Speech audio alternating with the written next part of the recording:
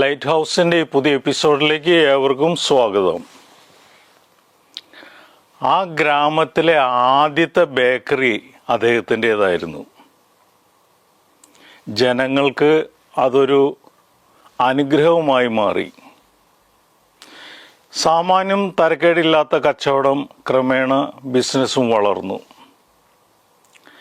അദ്ദേഹത്തിൻ്റെ സാമ്പത്തിക നിലയും മെച്ചപ്പെട്ടു.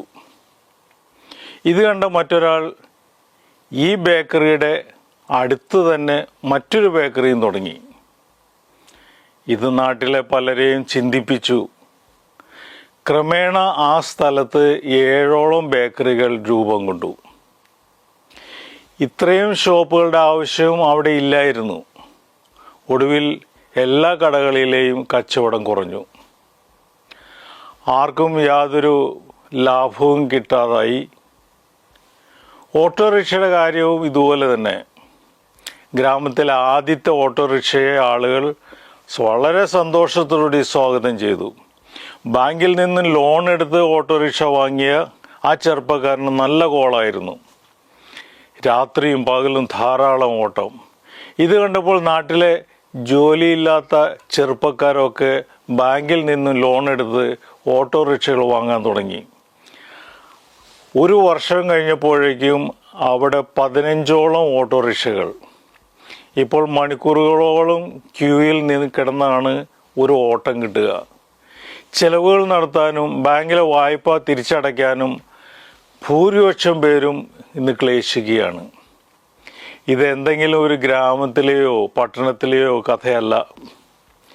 എല്ലായിടത്തും ഇപ്പോൾ സംഭവിച്ചുകൊണ്ടിരിക്കുന്ന ഒരു പ്രതിഭാസമാണ്. ഏതെങ്കിലും മേഖലയിൽ ആരെങ്കിലും വിജയിക്കുന്നു എന്ന് കണ്ടാൽ എല്ലാവരും അത് തന്നെ പിന്തുടരുന്നു.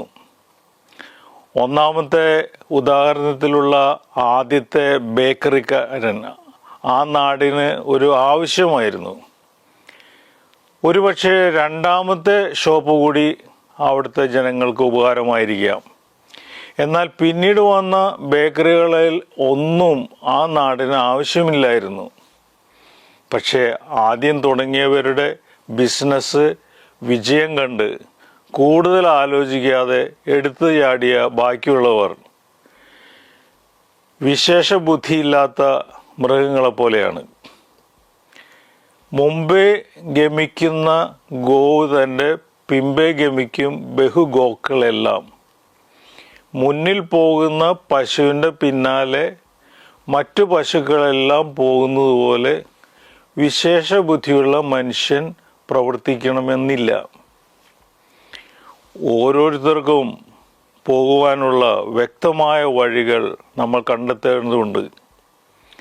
അത് കണ്ടെത്താൻ മെനക്കെടാതെ മറ്റുള്ളവർക്കുള്ള വഴിയിൽ കയറി യാത്ര തുടർന്നാൽ ജീവിത വിജയം കണ്ടെത്താനാകില്ല.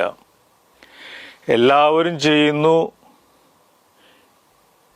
അത് ചെയ്യുവാനല്ല, പ്രത്യേക നമുക്ക് എന്ത് ചെയ്യാൻ കഴിയും എന്ന് കണ്ടെത്തി അത് ചെയ്യുന്നതിലാണ് ജീവിത വിജയം.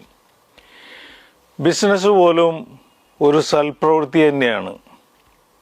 നാട്ടിലെ ജനങ്ങളുടെ ആവശ്യങ്ങൾ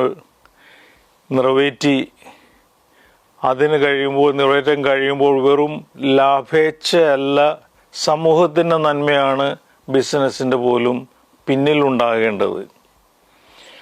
സമൂഹത്തിന് ഒന്നും നൽകാതെ സമൂഹത്തിൽ നിന്നും നേട്ടം കൊയ്യുന്നത് അധാർമികതയാണ്. ബേക്കറിയും ഓട്ടോറിക്ഷയും സമൂഹത്തിന് സഹായകരമാണ്.